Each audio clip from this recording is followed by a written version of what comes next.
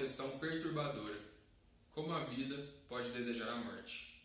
O suicídio é um tema complexo, intrigante e algumas vezes até polêmico. Notícias de pessoas que tiraram a própria vida têm um forte impacto sobre nós, nos deixa perplexos e sensibilizados. Eu acredito que isso ocorra por dois motivos poderosos de nossa existência. Um desses motivos é que o suicídio envolve o maior mistério de estar vivo: a morte, o fim daquilo que somos, como conhecemos aqui. E a morte é tão intrigante porque ela não nos permite saber o que vem depois. Esse imenso desconhecido nos deixa muito amedrontados e curiosos ao mesmo tempo. Talvez esse seja o conceito de perplexo. O outro motivo do suicídio ser tão impactante é o fato de alguém ter a capacidade de tirar a própria vida.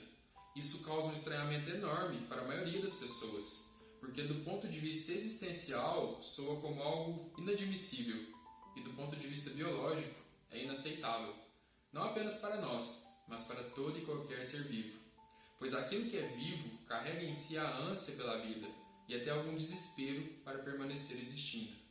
Assim, o suicídio como definição e como fato une as duas forças mais potentes e opostas da existência: a vida e sua sede de se perpetuar, e ela própria se interrompendo e enfrentando a imensidão do desconhecido, que é a morte. É uma contradição poderosa. Talvez seja esse o conceito de intrigante. Então, ao termos notícias de um suicídio, pensamos intuitivamente: como alguém pôde fazer isso? Em seguida, experimentamos aquela sensação desconcertante que nos vem: como a vida pode desejar a morte? A resposta a essas perguntas começa muito antes de alguma pessoa desejar seriamente morrer. Essa questão, complexa e intrigante, inicia com uma sombra silenciosa e traiçoeira: o fantasma da depressão.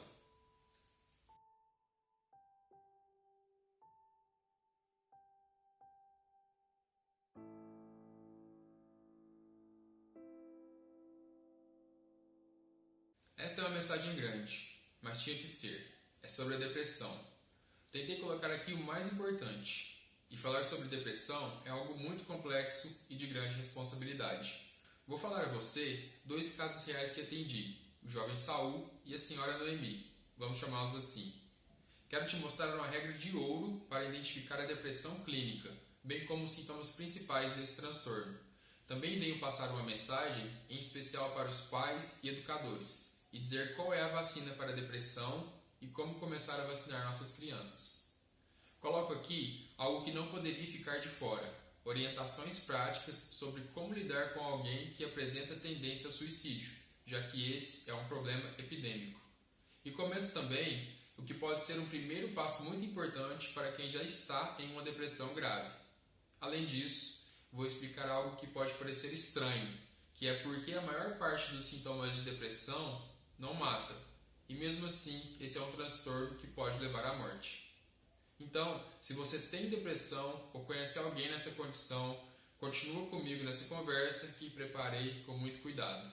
Sim, a depressão é um fantasma. Ela é invisível e silenciosa, e vai acontecer bem embaixo do seu nariz. Mas não antes de te dar muitos sinais sutis.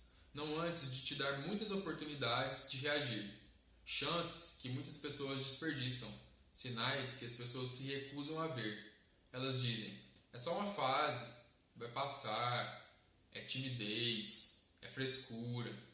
Uma conhecida diz: que gracinha sua filha, é tão quietinha. Um pai pensa: melhor um filho assim do que encapetado. Outro se pergunta: o que eu poderia fazer? Saul tinha uns 15 anos quando eu o atendi. Aparentemente, para a maioria das pessoas, ele era um jovem com dificuldades não muito sérias. Parecia uma pessoa saudável, não fumava e nem bebia. Tinha uma namorada, tinha colegas na igreja, curtia festas, tinha amigos e gostava de ir à academia. Ele era um pouco tímido, dormia até mais tarde e estava com baixo desempenho na escola. Nada demais. Mas se você olhasse mais de perto, sem os vieses que a convivência produz, aumentando a lente como um bom psicólogo faz, veria que ele estava triste com vários aspectos de sua vida. Não acreditava na própria capacidade ou que tinha alguma importância. Ainda não tinha concluído o ensino médio, mesmo estudando em excelentes escolas. Saul já não gostava de sair com seus amigos e ir às festas como costumava fazer. Deixar de fazer o que era mais sagrado em sua rotina, ir à academia e cuidar de seu corpo. Já tinha muitos meses que Saul dormia até a hora do almoço, então acordava e depois voltava a dormir. Perdeu o ano escolar por conta disso. O apoio de seus pais já não era o suficiente. Ele não estava conseguindo manter contato com seus colegas de igreja, embora os valorizasse demais. Também se afastou das missas. Não queria interagir com mais ninguém. A única pessoa com quem Saul tinha contato era sua namorada, que conheceu na escola. Ela também tinha um histórico depressivo. Eles se apoiavam, apesar de não ser exatamente uma relação muito saudável. É como se um escorasse emocionalmente no outro, e ambos permaneciam emocionalmente frágeis, sem melhorar, mas sem desabar de vez. Foi quando a família de sua namorada mudou-se para longe. Seu relacionamento acabou, e então Saul desabou. Foi o fundo do poço. Não havia mais pelo que esperar. Não havia sonhos nem planos. A verdadeira escuridão predominou. O fantasma da depressão se instaurou em sua totalidade. Seu último ato depressivo foi planejar o suicídio. Ele sabia onde encontrar a arma e estava disposto a usá-la. Então, engajou-se nisso. Mesmo sem saber de suas intenções, sua mãe já não sabia o que fazer. Ela estava desesperada. Saul não tinha mais nenhuma energia. Ele não tinha perspectiva e nem sonhos. Eu conheci Saul em condições saudáveis. Ele é uma pessoa incrível, carismático, muito generoso, com potencial criativo e cheio de sonhos. A depressão é um transtorno silencioso e atua de forma muito lenta, um fantasma que começa te assombrando aos poucos. Isso acontece, em grande medida, porque seus sintomas se confundem com aspectos comuns de nossas vidas. Por exemplo, no início da depressão de Saul, como seus pais poderiam saber se a tristeza dele era uma reação aceitável ou um sinal de depressão? Como saber se a sonolência dele era um indicador de transtorno ou apenas preguiça? Não costuma ser fácil fazer esse tipo de distinção. E é justamente por isso que muitas pessoas não conseguem identificar a depressão no início, quando é muito mais viável tratá-la. Para separar as reações normais dos sinais de depressão, aqui está a regra mais importante, uma regra de ouro, para identificar. Nenhuma pessoa com transtorno depressivo apresentará somente um sintoma. Então essa é a regra de ouro. Nenhuma pessoa com transtorno depressivo apresentará somente o sintoma. Se a pessoa apresentar, por exemplo, exclusivamente tristeza, não é possível dizer que ela esteja depressiva. Pode até ser outro problema, mas não depressão. A depressão se manifesta por um conjunto de sintomas emocionais e comportamentais. Os principais são tristeza, retraimento social, perda dos prazeres, desesperança, negatividade. Em alguns casos muito graves, também ocorrem sinais como dormir quase o dia inteiro, pouco ou nenhuma energia para fazer qualquer coisa, interrupção da alimentação e pensamentos de suicídio. Mas suponhamos que você perceba algum desses sintomas em alguém. Como saber se são indicadores depressivos? Primeiro, a regra mais importante. Existe apenas um sintoma ou são vários sintomas? Quanto mais sintomas, mais chance de ser um estado depressivo. Veja a diferença. A tristeza, acompanhada de choro ou não, é uma emoção supernatural do ser humano, em certas circunstâncias. Podemos ficar tristes, por exemplo, em caso de luto, de experiências intensas ou de momentos difíceis da vida.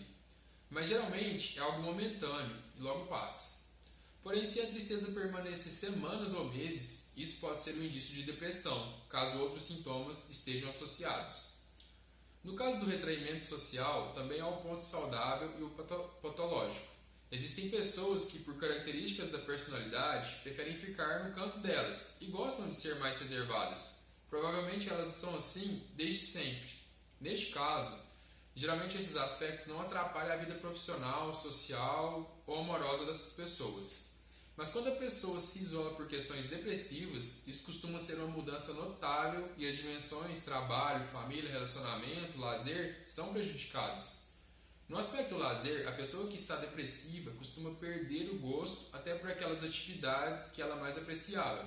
Ficar com a família, namorar, sair com os amigos, jogar videogame, ver vídeos engraçados, ir ao cinema, futebol, viagens, etc. Mas quando é uma situação saudável e a pessoa deixa de curtir alguma atividade, há na verdade uma substituição de preferências. Acontece porque ela está mudando seus gostos e logo identifica outras fontes de prazeres. Essa substituição com frequência até acontece ao mesmo tempo. Em relação ao sentimento de desesperança, todos nós passamos por momentos de desânimo na vida e às vezes perdemos a graça com certos aspectos do mundo. Mas isso costuma durar um dia, algumas horas, às vezes apenas minutos. No caso da depressão, esse sentimento é mais grave. A desesperança ou a falta de esperança é generalizada e persistente. A pessoa fica pensando e sentindo aquilo grande parte do tempo e tem dificuldade de afastar aquela sensação. Há também a negatividade. Ela é diferente da desesperança. Negatividade é esperar o pior. Desesperança é ter desistido de esperar alguma coisa.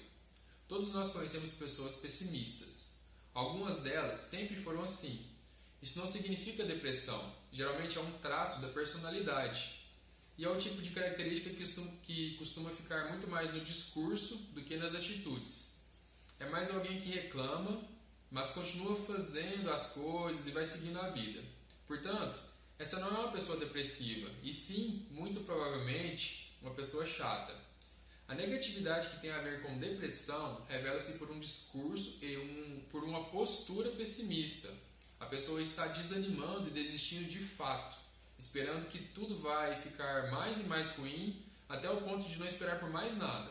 Além disso, o pessimista, quando é depressivo, apresentará outras características da depressão clínica. Observe que todos esses aspectos aparecem no caso do meu paciente Saul que citei anteriormente. Ele estava triste com sua vida, mesmo tendo apenas 18 anos e todas as possibilidades pela frente. Não fazia sua academia e nem saía para as festas. Só dormia e se distanciou de todas as relações, sendo a única que restou não muito saudável, que era sua namorada. Ele não acreditava em seu potencial e não tinha autoestima. Os planos e sonhos sumiram. Seu último ato depressivo foi planejar o suicídio. Cada um tem seus próprios fantasmas, então a depressão é única para cada pessoa. Por isso, muitos outros sintomas ou transtornos secundários podem associar-se a ela. Por exemplo, toque, transtorno obsessivo-compulsivo, paranoia, delírios, ansiedade e as ideações suicidas, que são as tendências a cometer suicídio. Por exemplo, praticamente toda pessoa depressiva já foi ansiosa, talvez ainda o seja. Isso acontece porque muitas pessoas não conseguem lidar com a ansiedade crônica e acabam por entrar em exaustão completa. Elas desistem de tentar enfrentar suas preocupações. Isso é a depressão, é se esgotar e desistir. É importante ter essa noção da relação entre ansiedade e depressão, porque perceber que a ansiedade é um problema e tentar lidar com ela, evitar que ela persista e evolua, pode ser a melhor maneira de evitar cenários mais desastrosos como a depressão. Em outras palavras, significa dizer que os sintomas de ansiedade podem ser um dos primeiros avisos de outros transtornos que estão por vir. E essa pode ser sua melhor chance de combater o fantasma da depressão. Para entender melhor essa questão, assista o vídeo que explico a lógica da ansiedade e como você pode equilibrá-la. Vou deixar o link aqui na descrição do vídeo. Tem uma questão muito intrigante sobre a depressão. Se olharmos todos os sintomas da depressão, com exceção do suicídio, veremos que eles não matam. É verdade, a depressão não mata, ela leva à morte. Veja a diferença. Ninguém morre de depressão, mas sim por depressão. É como a AIDS quando não é tratada. Ela não é uma doença que mata seu hospedeiro, ela o deixa frágil bastante para que este morra de outras maneiras. A AIDS afeta nossas defesas fisiológicas. De forma semelhante, a depressão afeta nossas defesas emocionais. Então, morrer pela depressão é uma morte lenta. Você vai se matando aos poucos. No final, você morre de outra doença oportunista. Morre por não ter se cuidado, se alimentado ou se protegido direito. E mesmo antes de morrer, você acaba não vivendo, mas apenas existindo. É muito sério. Apenas para termos uma dimensão dos números, estima-se que a depressão afete mais de 300 milhões de pessoas, de todas as idades. É por isso que praticamente todo mundo conhece alguém que já passou por isso. e não bastassem as taxas elevadíssimas, esse é um tipo de doença que pode durar muitos anos, em alguns casos pode persistir a vida inteira. Por esse motivo, a depressão é a doença mais incapacitante do mundo e causa prejuízos sociais e econômicos exorbitantes. Mas é importante lembrar sempre que o tratamento para esse transtorno existe e toda pessoa com depressão deve procurar ajuda. Sem ajuda, não há saída. É impossível falar de depressão sem falar de suicídio, porque, além de degradar muitas vidas e famílias, a depressão também leva ao suicídio. Calcula-se que a cada 40 segundos, uma pessoa cometa suicídio. Isso equivale a 800 mil casos todos os anos.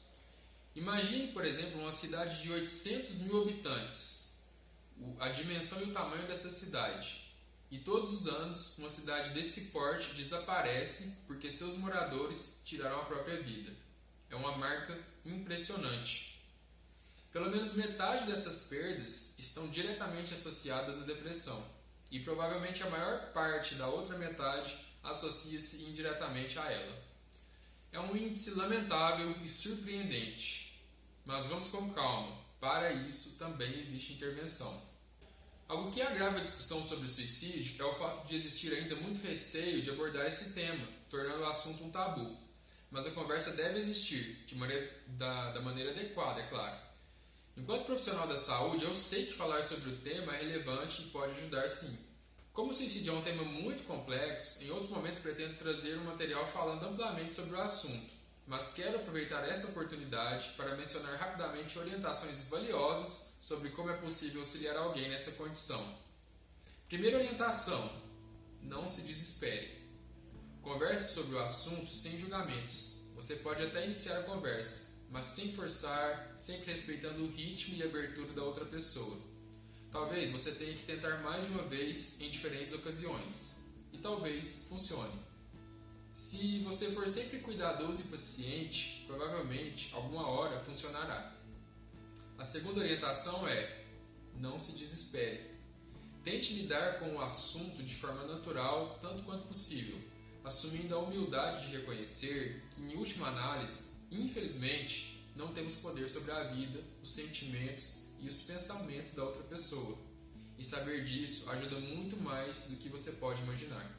Saiba que cada pessoa que pensa em suicídio tem suas próprias motivações. Nunca é igual. Então, seja qual for a motivação da pessoa para suicidar-se, ela apresenta um momento de fragilidade emocional e existencial.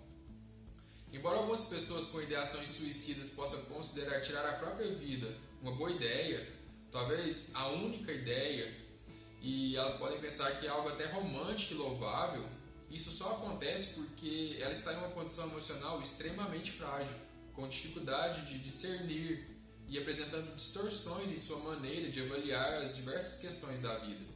Então é preciso ter muita paciência e cuidado na abordagem com essas pessoas. Outra orientação é: embora você não deva desesperar, não seja omisso. Se você perceber que algo está errado, tente abordar o assunto com a outra pessoa. Finalmente, incentive sempre que a pessoa procure ajuda especializada. Na minha opinião, certas coisas são sempre e serão sempre insubstituíveis, como o apoio de um familiar ou a compreensão de um amigo de confiança. Mas existem mudanças que somente um especialista treinado e imparcial poderá desenvolver com a pessoa que deseja melhorar. Tendo essa clareza dessas orientações, certamente você poderá ser útil em momentos tão delicados. Foi o que fiz com o meu paciente Saul. Quando ele falou sobre seus pensamentos e tendência a suicídio, eu busquei compreender sua perspectiva, suas angústias e cuidadosamente oferecer algum apoio que ele considerasse aceitável. Ele aceitou, como muitos pacientes nessa situação aceitam. Às vezes, é preciso a abordagem certa, o vínculo cuidadoso e uma dose de inspiração. Então, Saul e eu, juntos, começamos a buscar um ponto de luz na escuridão. Fizemos um trabalho árduo, porque sair da depressão, tendo ou não elementos suicidas, é algo extremamente lento e desafiador. A lógica é simples. Do mesmo jeito que o processo depressivo é gradual para acontecer, ele o é para se desfazer. Em torno de 1 ano, Saul superou sua depressão. Sua história foi um caso de resposta muito positiva. Desde o início, acionei uma psiquiatra de confiança e preparei Saul para que aceitasse a medicação sem resistência. O trabalho da colega psiquiatra foi muito eficaz. Enquanto orientávamos Saul para os desafios de cada etapa, eu também fui alinhando as condutas mais adequadas com os pais dele.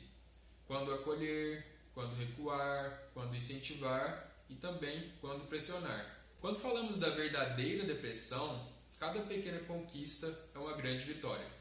Acordar alguns minutos mais cedo, um sorriso durante o dia, conseguir sair do quarto, conversar com alguém, 5 minutinhos de exercício, conseguir pensar no amanhã ou definir uma mínima meta que seja. Uau, isso é o máximo, porque significa que a pessoa está resgatando a energia de vida, se reconectando com a própria existência. Tem um vídeo muito legal que fala sobre as coisas mais comuns do dia a dia que a depressão vai nos tirando, que são justamente os aspectos mais valiosos da vida. E você só vai descobrir quando os perde. O vídeo chama-se, em tradução livre, Eu Tenho um Cachorro Preto chamado Depressão. Vou deixar o link aqui na descrição também. É um vídeo curto, mas com uma mensagem muito eficaz e esclarecedora. Não deixe de conferir. Todo mundo que assiste gosta. Um ano depois, Saul era outra pessoa, um jovem de 19 anos, no início da juventude, me contando todos os planos que estavam em curso e outros que pretendia realizar. Sua pele brilhava, seus olhos brilhavam, ele acreditava na vida e seu entusiasmo era nítido no timbre da sua voz. Pouco mais de um ano após o auge da sua depressão, Saul não só havia resolvido suas pendências do ensino médio, como já estava trabalhando. E era na área de seus sonhos. Ele havia conseguido uma colocação profissional com os méritos da sua própria iniciativa. Eu recordo da nossa conversa. Ele não acreditava que estava ganhando dinheiro significativo com aquilo. E como estava difícil aprender a não deixar a grana ir embora tão rápido. São aprendizados que as pessoas vão passando de acordo com os momentos da vida, né? Isso é importante. A gente não nasce sabendo, então é importante com as experiências e aprendendo com tudo isso. E a autoestima dele melhorou, a relação com os pais melhorou, ele voltou a praticar os sagrados exercícios da academia e também reconciliou suas questões religiosas. Estava interagindo social e amorosamente, com confiança e energia. Pouco mais de um ano, o antidepressivo foi sendo retirado e Saul ficou bem sem a medicação. Ao ouvir os historiadores, aprendi que após uma grande crise sempre vem uma revolução. E nas questões humanas, na história de cada vida, não é diferente. Quando estamos em crise, ou sucumbimos ou saímos mais fortes. Saul saiu mais forte. Uma revolução interna. Ele não só superou sua depressão, como sua vida ficou melhor do que era antes da depressão. Porque ao lidar com sua depressão, ele teve que desenvolver habilidades emocionais, pessoais e sociais sem precedentes. Mas esse não é um filme hollywoodiano. Ao retomar sua vida e abrir tantas portas, Saul encontrou novos desafios. E não se engane, isso é a vida e esta é a beleza da vida. Os desafios e nossas constantes evoluções. O segredo, então, não é atingir um nível sobrenatural de paz, mas sim atingir um nível humano de capacidade. O segredo consiste em estar confiante para enfrentar os desafios. Não se trata de eliminá-los. E Saul, com uma vida inteira pela frente, cheio de energia e sonhos, estava compreendendo isso naquele momento. Um ano depois, Saul, seu pai, sua mãe, minha colega psiquiatra e eu comemorávamos orgulhosos toda essa conquista. Um fantasma a menos e uma vida a mais. O caso de Saul é inspirador, mas nem sempre é assim que acontece. Por isso temos que tomar alguns cuidados quando pensamos nas intervenções da depressão, porque o transtorno depressivo clínico é algo complexo, como você já deve ter percebido. Deixa eu lhe mostrar uma coisa. Aqui está a orientação que peguei em um site de saúde a respeito de como prevenir a depressão. Todas essas orientações, sem dúvida, favorecem um estilo de vida saudável, mas em relação à depressão, acabam sendo muito genéricas. Isso porque a depressão pode ser determinada por predisposições genéticas, por antecedentes emocionais traumáticos, vieses cognitivos ou por déficits em habilidades pessoais e da personalidade. Então, manter um estilo de vida saudável certamente é benéfico para tudo e devemos fazer isso, mas sabendo que a depressão vai além disso. Quer ver uma coisa? Vou pegar outra afirmação que você já deve ter ouvido falar sobre a depressão e vou lhe mostrar um dos grandes segredos para prevenir esse fantasma. Já ouvi muitas vezes que a depressão é falta do que fazer. Você já ouviu isso? Do ponto de vista do tratamento da depressão, esta é uma afirmação absurda, não faz sentido. Do ponto de vista da prevenção, ela faz sentido. Sim, existe algo de verdadeiro nessa ideia. Trabalhar ou se esforçar em algo não cura a depressão, mas a previne. É sério. Roberto Banaco, um dos grandes psicólogos brasileiros, aponta o que as pesquisas revelam, que o esforço é a vacina para a depressão. Olha que legal essa ideia. O esforço é a vacina para a depressão. E é mesmo. Perceba, não tem a ver com a força de vontade para sair da depressão, mas sim com aprender a se esforçar na vida para não entrar na depressão. Nós, seres humanos, não evoluímos para ficarmos ociosos ou à toa. Quem não conhece o velho ditado, cabeça vazia é a oficina do diabo. Então, repetindo, deixando bem claro, depois que a pessoa já está com depressão incapacitante, dizer a ela que ela precisa trabalhar ou caçar um serviço ou coisas do tipo, porque assim ela vai sarar, isso não vai adiantar. Porém, em termos de prevenção, ensinar a pessoa a se esforçar em qualquer atividade que seja e dar valor à ideia de esforço é a grande proteção contra a depressão. O ideal é instaurar essa mentalidade na criança, para que ela se torne um adulto imune à depressão. Portanto, os pais têm a grande responsabilidade nessa questão. E os cuidadores, educadores também podem fortalecer nessa ideia. A ideia de esforço associada à depressão faz todo sentido quando pensamos nos casos de pessoas ricas que passam por depressão severa. O conhecido comentário, a pessoa tem tudo e mesmo assim não é feliz. Em muitos casos, ter tudo é uma condenação e não uma bênção. Como no caso da pessoa que não tem que se esforçar ou não aprendeu a se esforçar para obter o que deseja. Ela simplesmente não sabe o que fazer para transpor os próprios desafios.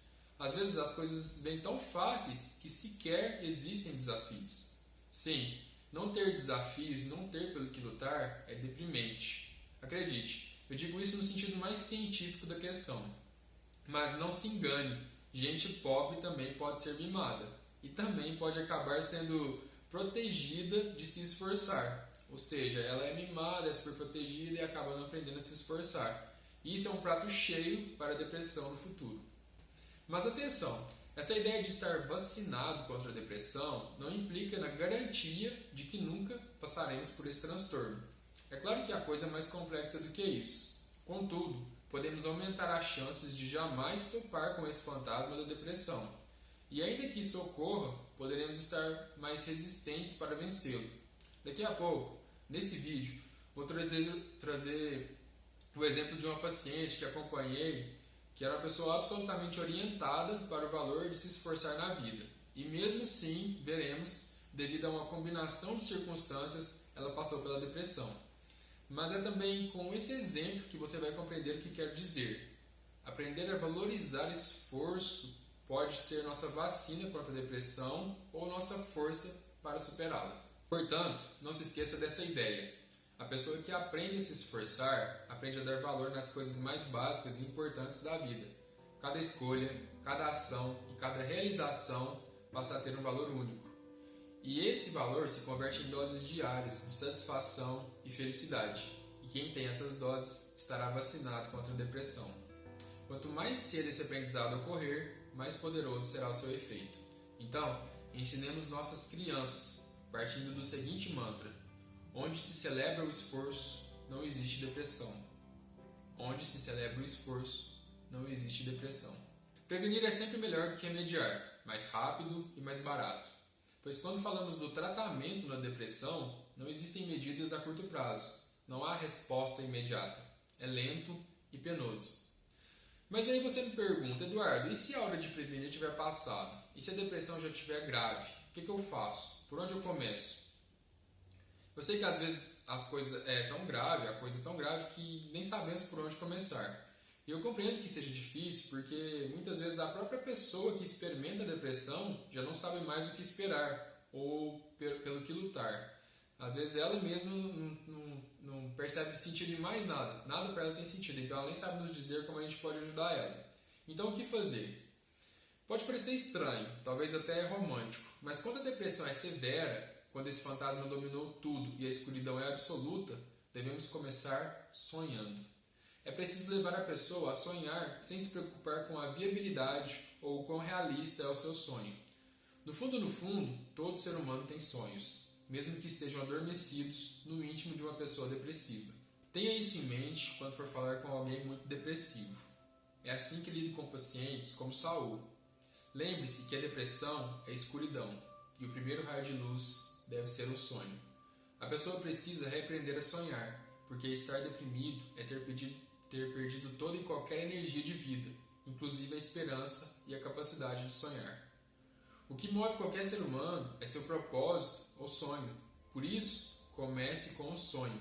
Não importa a forma ou o tamanho dele, se ele é viável ou não. Apenas reaprenda a sonhar.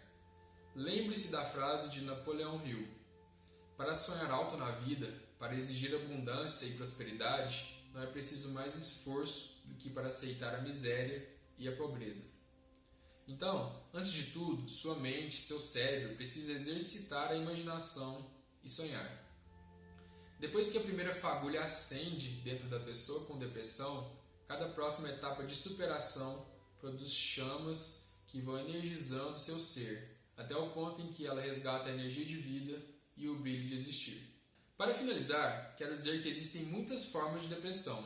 Nem todas as histórias são iguais à de Saul. Algumas são mais trágicas, outras menos agudas. Alguns casos surgem mais lentamente. Nem todos respondem tão positivamente, e os motivos são sempre particulares. Noemi foi minha paciente. Ela era uma senhora na casa dos 60. Pessoa simples, instruída, muito sábia e absolutamente orientada para o conceito do que é se esforçar na vida. Ela trazia uma história repleta de superação, fato que rendeu-lhe muitos calos emocionais e uma atitude proativa diante dos desafios que encontrou em sua vida. Quando a recebi em nossa primeira consulta, ela estava desesperada, muito angustiada, sem esperança, não conseguia enxergar um cenário melhor para suas dificuldades. Ela dizia só chorar todos os dias e todas as noites, sem vontade de comer, de dormir e de viver. Na época, ela já usava antidepressivo e remédio para dormir, fora tantas outras pílulas que já são comuns nessa fase da vida. Apesar de sua condição emocional, eu percebi que havia nela uma capacidade de lutar e de lidar com as dificuldades. E quando investiguei sua história de vida, pude comprovar minhas suspeitas sobre seu potencial. Eu também sabia que ainda havia nela energia para viver, pois ela conseguia ser bem-humorada, ainda que em momentos isolados. E eu sabia que aquela positividade que ela manifestava era parte dela e estava ali, querendo aparecer ainda mais, querendo participar ainda mais do dia a dia e da vida dela, esse bom humor, essa positividade. Mas naquele momento que ela estava passando, ela não estava conseguindo maneiras de canalizar, de manifestar, expressar aquilo. Tem uma coisa primordial sobre a história de toda e qualquer pessoa. Como diz o personagem de um filme, trata-se de uma das escolhas mais antigas da história humana: escolher entre ser a vítima ou lutar. Eu posso facilmente saber o prognóstico de um paciente simplesmente verificando esse aspecto. Quem ele escolheu ser, hoje e na sua história de vida: vítima ou protagonista? Essa senhora teve em grande parte de sua vida condições muito precárias, em termos afetivos e práticos. E mesmo assim, ela sempre escolheu enfrentar. Por isso, desde o início, eu soube de duas coisas. Primeiro, que eu aprenderia muito com a história dela. Segundo, que juntos sairíamos daquela depressão, porque ela escolheu não ser uma vítima. E como diria meu grupo de rap favorito, eu também não tenho dom para a vítima. Para resumir o imenso desafio de Noemi e as origens de sua depressão, seu fantasma também veio lentamente, em forma de muitas perdas, concretas e simbólicas. E para nossa mente não há distinção. Tanto o concreto quanto o simbólico, quando é uma perda, dói do mesmo jeito, machuca do mesmo tanto. ela perdera sua mãe doente, com quem tinha uma relação afetiva pouco desenvolvida e de quem teve que cuidar até esta morrer. Esse foi um grande desafio na vida dela. Ela também teve que superar o término de uma relação amorosa de anos. Ela também perdeu seu emprego para aposentar-se. E seja por bem ou por mal, a aposentadoria é sempre uma mudança radical na vida da pessoa. Mas a maior perda de Noemi foi ter que reconstruir a imagem de uma pessoa querida em sua vida, com a qual sempre tivera muito convívio. Pode parecer uma coisa simples, mas não é. Às vezes a gente se surpreende com certas pessoas porque a vida muda, porque as pessoas mudam. Quem já passou por isso sabe como é. É preciso reajustar expectativas. Aquelas que existiam não são mais reais. A pessoa não será a mesma com você. É preciso buscar outro ponto de equilíbrio na relação, outra distância, outros limites, tentando manter o que é possível ter de bom na relação. E no caso de Noemi, uma das melhores coisas que valeria a pena nessa relação é que ela poderia ter convívio com seus netos.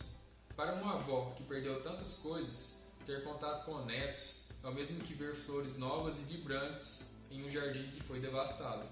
Pode significar um novo propósito e mais motivação para uma vida que já passou por muitas desilusões. A depressão de Noemi era desafiadora. Entre idas e vindas e algumas recaídas difíceis, após 2 anos, passamos pelos grandes desafios e as dificuldades do fantasma da depressão. Ela reduziu suas medicações e foi ajustando pequenos detalhes do dia a dia, pouco a pouco. Com isso, passou a ter mais qualidade de vida. Esta também não é uma história perfeita, porque a vida real sempre nos impõe desafios. Mas, tal como no caso de Saul, o que importa é saber lidar com os desafios. E Noemi conseguiu. Ela conseguiu porque não era vítima, porque era sábia e porque encontrou maneiras possíveis de enxergar uma mesma pessoa. Ela encontrou propósitos outros que poderiam ir além de sua família. Ela resgatou sua autoestima e importância de ser quem ela era, valorizando sua própria existência.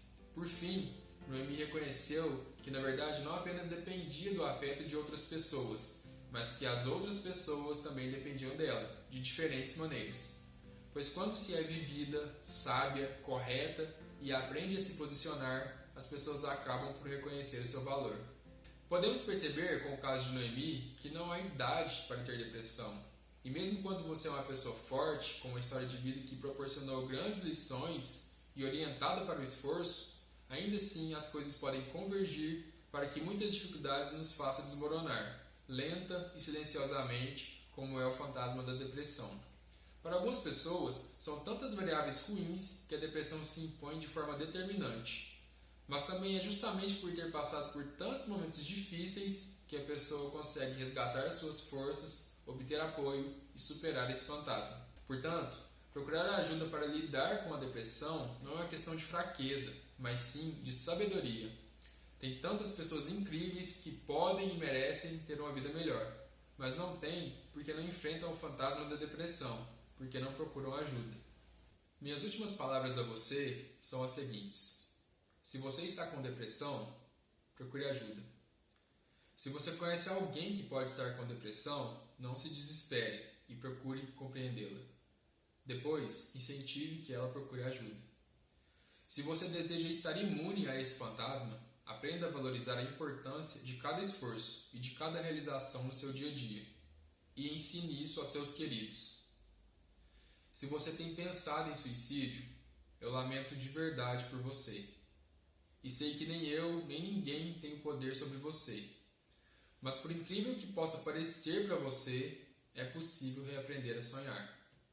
Muitas vezes, o que temos que fazer é suicidar partes de nossa vida, mas não acabar com ela completamente.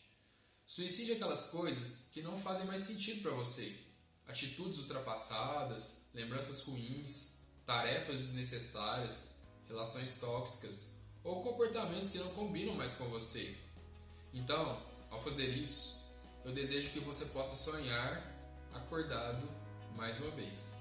Todos nós, você, eu, nossos amigos e familiares, vivemos uma sociedade emocionalmente frágil e com grande tendência a transtornos e fantasmas como a depressão. Para mudar isso, precisamos olhar as pessoas certas e as mensagens reais. também serviria dizer as mensagens certas e as pessoas reais. As pessoas certas não são as celebridades, infelizmente não são. As mensagens reais não são as publicitárias, não é o marketing das grandes empresas ou a propaganda enganosa dos nossos contatos nas redes sociais, pessoas que supostamente conhecemos. Nossos heróis são e devem ser as pessoas comuns. Comuns porque são pessoas como nós. Heróis porque são as nossas pessoas comuns. Pare e se pergunta o que está errado. Tem alguma coisa errada, não tem? Você está seguindo a vida de celebridades e as receitas fáceis das mídias, mas mesmo assim está com depressão ou conhece alguém que está. E é claro que isso não está funcionando. Não há político, não há decreto e não há tecnologia que faça acontecer o que apenas nós, pessoas comuns, podemos fazer funcionar. Eleja seus heróis com sabedoria. Eles estão pertinho de você. Pessoas que se importam com você e se sacrificariam por você. Talvez até de um jeito desajeitado, mas mesmo assim são elas que fariam algo por você. Essas pessoas são seus heróis. Escute as mensagens com cautela e defina suas próprias verdades. Elas vêm de dentro e não de fora. Confie na sua intuição. Eleja seus heróis e defina suas verdades, porque você, querendo ou não, também é herói ou heroína para alguém. Mesmo que você não acredite nisso. E querendo ou não, você vai inspirar mensagens reais para outras pessoas que lhe consideram, mesmo que você não acredite nisso. Qual é a escolha mais antiga da humanidade? Qual é a escolha que temos que fazer? Escolher ser vítima ou lutar? Tamo junto, vamos mudando tudo isso, cada um fazendo sua parte. Acredito que o poder é nosso, o poder está com as pessoas que estão próximas umas das outras, sem mágica, sem sensacionalismo. Grande abraço, foi um prazer passar essa mensagem. Fica bem, fica vivo, sem fantasmas.